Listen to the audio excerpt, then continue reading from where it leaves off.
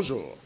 La furie dont fait montre le coronavirus 19 face à la race humaine recommande des précautions plutôt efficaces mais impératives pour préserver les humains dans le monde entier. Diverses solutions sont donc offertes aux populations. Mais suffisent-elles pour éradiquer le mal? Assurément non. Voilà pourquoi des gestes et pratiques sont recommandés, dont nous parlera sur ce plateau Dr Lucien de Soubété. Il est médecin en service à la clinique Louis Pasteur de Porto Novo. Bonjour docteur. Bonjour. Merci d'être avec nous. Vous serez appuyé sur ce plateau par coach Fulgence Armangonou. Il est coach en management de la famille. Bonjour coach. Merci de venir à nous. Bonjour à chacun et à tous et bienvenue à ce panel qui donc va s'ouvrir par un élément témoin que je vous prie de suivre ici. Comme a demandé le gouvernement, pour se préserver contre Covid, voilà pourquoi nous portons nos masques. Donc sur la moto ou bien dans la voiture, nous portons ça pour éviter d'être contractés. Nous portons le masque pour se protéger contre la maladie dont on parle de coronavirus. Pour moi, le port de masque, c'est permanent. Quand je rentre chez moi, je peux le retirer histoire de respirer et d'inspirer plus de l'air, simplement. Peut-être sur le campus pour manger, je suis obligé de le retirer aussi. Quand nous prenons un passager, on lui oblige de porter ça parce que quand nous portons ça, vous voyez que nous sommes en contact avec la personne. Non, bon, avec la femme à la maison, on se connaît déjà. Donc, pour le lavage des mains, on essaie de faire ça souvent. Donc, quand je rentre à la maison, la première des choses à faire, je vais même si les enfants viennent pour m'embrasser, je leur dis, attendez d'abord que j'aille laver ma main. Si j'ai fini de laver la main, bon, je peux les toucher. On a pris déjà l'habitude avec les coudes et autres. Je pense que ces gestes sont toujours privilégiés, même dans le cadre scolaire. Donc, on ne va pas au-delà de ces règles, je peux vous l'assurer. Même nos dirigeants, pour se saluer, c'est des coudes. Ou bon, rester de loin et faire la main, c'est les mêmes comportements qu'on utilise sur le campus. Si nous avons un ami à côté qui crache par terre, moi, je lui défends de faire ça passer. Avec ça, là, il va contaminer beaucoup de personnes. Pour cela, moi, je défends tout ça. Là. Quand nous arrêtons, on arrive à enlever la masse tout doucement pour aller jeter ça dans la poubelle. De retour sur ce plateau, docteur Lucien de Soubété, voilà, ce sont des Béninois, comme vous et moi, sur ce plateau, et qui nous disent un peu comment ils pensent pouvoir se comporter pour éviter de contracter la maladie. Est-ce qu'ils sont dans le vrai? Oui, M. Peggy, ce que nous avons écouté dans l'élément sont bien sûr dans le vrai, mais ils méritent de donner des précisions. Parce que quand on parle de laver les mains, de porter le masque, ça paraît bien banal. Mais pour que ce geste soit efficace, il y a des règles pour chacune de ces pratiques. Et tout ce dont il a été question dans l'élément concerne effectivement ce qu'on appelle les gestes barrières. Barrières entre vous et le virus du coronavirus. Alors, on a vu, ils ont parlé de porter le masque. Mais il faut bien préciser que le masque doit couvrir à la fois le nez, la bouche et le menton. D'accord. Et sur les côtés, il doit bien appliquer sur les yeux. Et comme ça, on peut dire qu'on a bien porté ce masque. Le lavage des mains, il ne s'agit pas de les rincer. Il faut laver les mains avec de l'eau et du savon pendant au moins 20 secondes. Ensuite, comme on dit, c'est à la distanciation physique qui impose de se tenir au minimum à 1,50 m de celui qui est en face. Et quand on remarque dans la vie, certains l'ont dit, se toucher les coudes, se donner le poing, c'est une violation des gestes barrières. Ah, déjà. Oui, quand vous regardez bien, vous vous rapprochez. Et cette distance de 1,50 m, vous ne la respectez plus. Mettez-vous coude à coude avec quelqu'un qui a plus de 1,50 m. Donc la meilleure manière de faire, c'est de respecter le sang, de faire une inclinaison, ou de faire un geste, pour montrer qu'on salue l'autre, mais pas de plus, il y a beaucoup de gens qui vont aller ouvrir les portes avec leur coude, avec leur poing, et puis après c'est ce poing qu'ils vont vous présenter aussi. Ça veut dire qu'ils vont vous donner ce qu'ils vont ramasser si vous ferez une porte. Donc, évitons cela. En fait, dernier élément, les gestes barrières, c'est l'éternuement sécurisé qui permet d'éternuer dans votre coude. Vous imaginez quand vous allez éternuer dans votre coude et qu'il y a une éclaboussure qui va sur la partie externe, vous touchez votre voisin avec le coude, vous lui en donnez encore. Donc, faisons bien les choses. Faisons tout simplement bien les choses. Docteur, permettez-moi de revenir quand même en arrière sur déjà le port de masque, les masques là. Comment pouvoir les manipuler? Parce que beaucoup de gens ne le savent pas. On me dit, ouais, il faut porter les masques. Mais comment les porter et comment les retirer? Alors, les masques, il faut savoir déjà qu'il y a des masques à usage médical et il y a des masques en tissu là-bas. Les masques à usage médical étant des masques à usage unique. Alors que les masques en tissu qui sont lavables, qu'il faut utiliser plusieurs fois et les laver en chaque utilisation. Alors, il faut bien savoir que les masques, qu'ils soient en tissu ou à usage médical, ils ont un côté externe, un côté interne. Pour les masques à usage médical, c'est la partie colorée qui va être à l'extérieur et la partie claire ou blanche qui va être contractée. L'orientation extérieure. Mais il y a un problème à ce niveau. Il y a d'autres spécialistes qui ont dit c'est selon celui qui est atteint ou qui ne l'est pas. Donc celui qui est atteint doit avoir une partie qui doit éviter quand même de propager le virus, et celui qui n'est pas atteint peut-être va utiliser la partie blanche. Situez-nous. Il n'y a pas de sens à réinventer. L'utilisation des masques à usage médical ne date pas de l'avènement de la Covid-19. En milieu médical, ces masques sont utilisés depuis fort longtemps pour faire des soins. Et pour notamment les chirurgiens. Les chirurgiens qui vont porter plusieurs heures d'affilée. On n'a jamais vu un chirurgien tomber pendant le temps opératoire. Donc quand on entend certains dire « Ah, je ne supporte pas 1 heure, je ne supporte pas 2 heures, ça m'étouffe », les chirurgiens seraient morts s'ils ne devaient pas supporter le temps de masque. D'accord. Donc il y a un côté externe, un côté interne. Donc c'est le côté coloré qui est extérieur. Et le côté clair, c'est ça qu'on porte. D'accord. Ensuite, il y a un sens haut et bas. Le sens haut, vous voyez, il y a une petite baguette pliable, souple, qui permet, lorsqu'on a posé son masque, d'aller actionner entre le pouce et l'index pour pincer, pour éviter que le masque glisse en permanence. Ça retient, ça empêche que vous soyez tout le temps en train de remonter. Ensuite, il y a des élastiques sur le côté pour aller tenir le masque derrière chacune des oreilles, droite et gauche. Et il faut tenir élastique comme ça et aller installer derrière l'oreille. Et de même, pour l'enlever, on enfile les doigts de chaque côté, là je vous montre avec l'oreille gauche, et on enlève. D'accord. Donc c'est avec délicatesse qu'il faut manipuler le masque. Dernière question sur le masque avant d'aller vers le coach Awangonou, c'est quand même comment pouvoir faire pour que ceux qui ont envie de se gratter peut-être le bout du nez, qui touchent comment dire, le masque, qu'est-ce qui doit être fait en ce moment? Alors, si vous touchez par inadvertance votre masque, le mieux, c'est d'aller vous laver les mains avant l'investissement. Le masque étant une barrière, ce masque a donc recueilli déjà des microbes. Bien sûr. Donc quand vous allez toucher, ça veut dire que vous mettez sur vos doigts ces microbes. Si en plus, après, vous allez les appliquer sur votre peau, ben vous transportez les microbes du masque vers votre peau, ou vers votre œil si vous rappelez l'huile, ou vers votre bouche, ou si vous mettez les doigts dans votre bouche.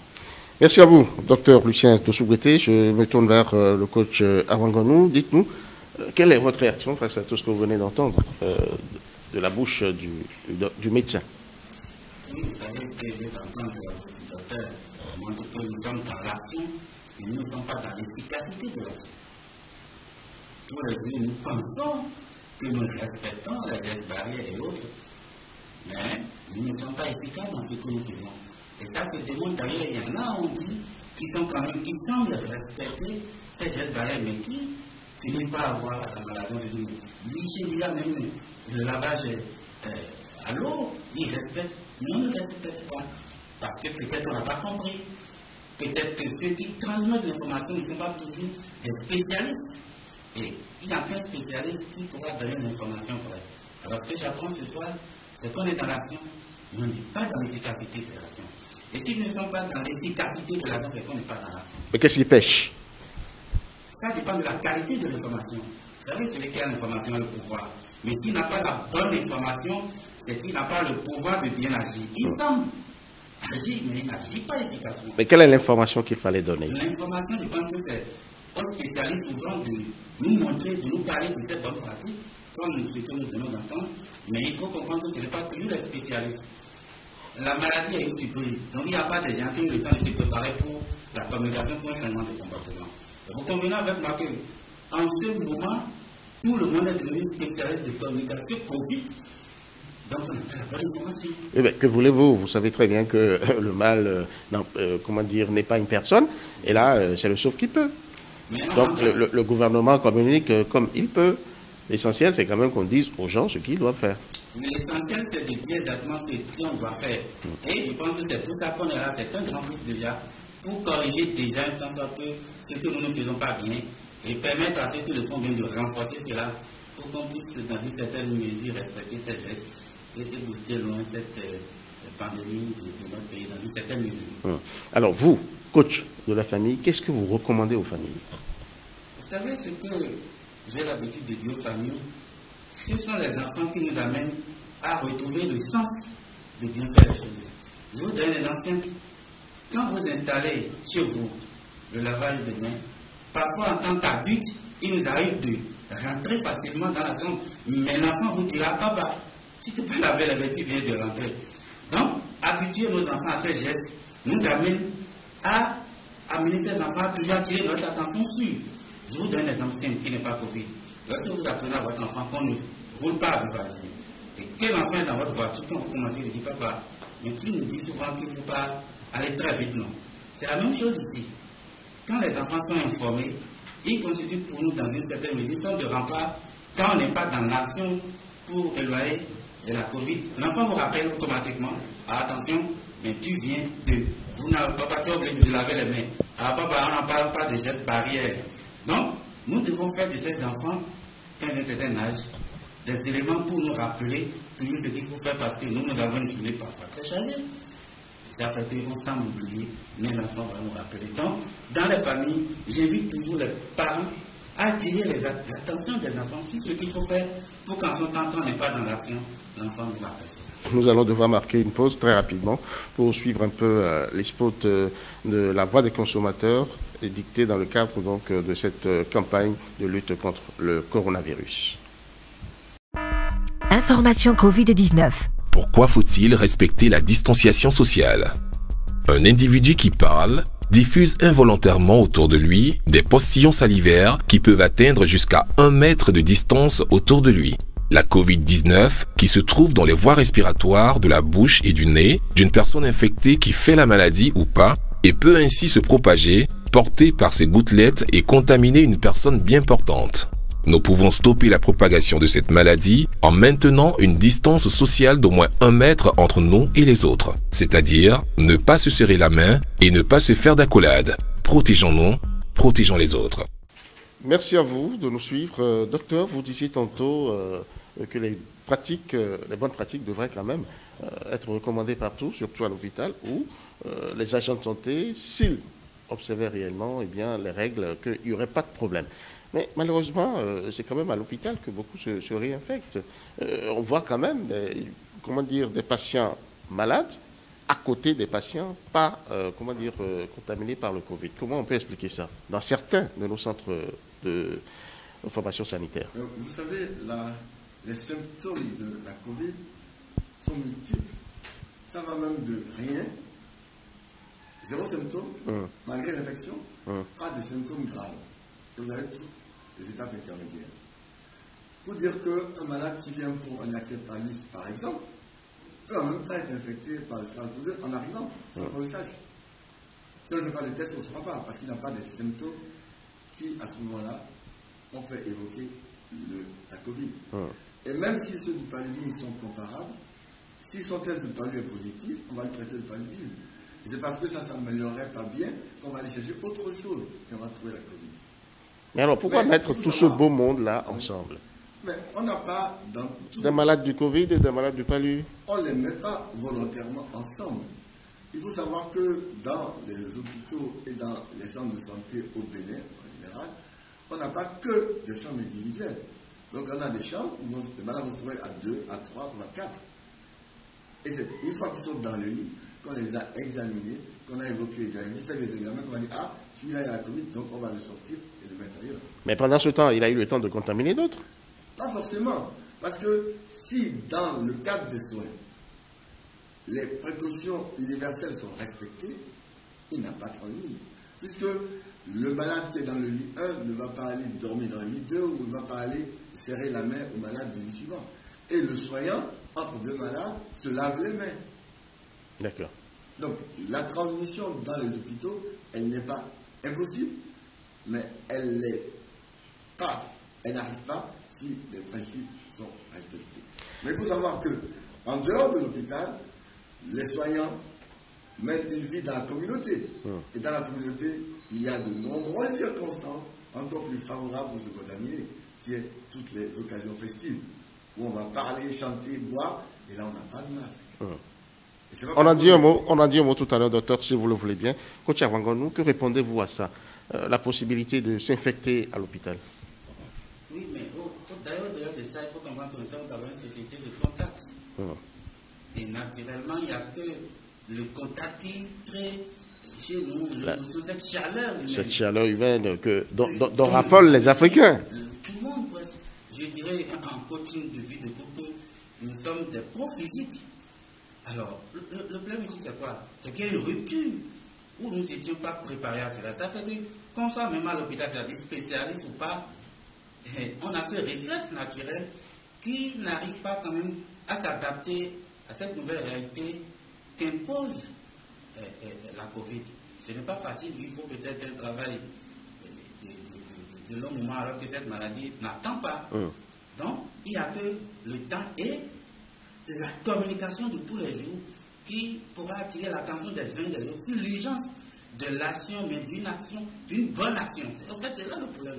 Ce que Japon dit, c'est qu'il y a l'action, mais il n'y a pas toujours une bonne action. Et c'est très très important de comprendre et de bien agir. Alors il faut continuer par informer, sensibiliser, mais montrer aux gens aussi, vous savez, les gens quand parfois on parle de Covid, on ne voit pas toujours l'ampleur.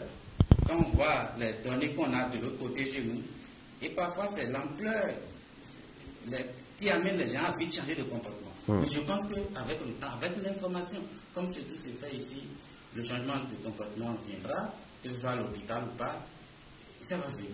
Je ne dirais pas avec le temps parce que la maladie n'attend pas, mais ça va venir à force de communication.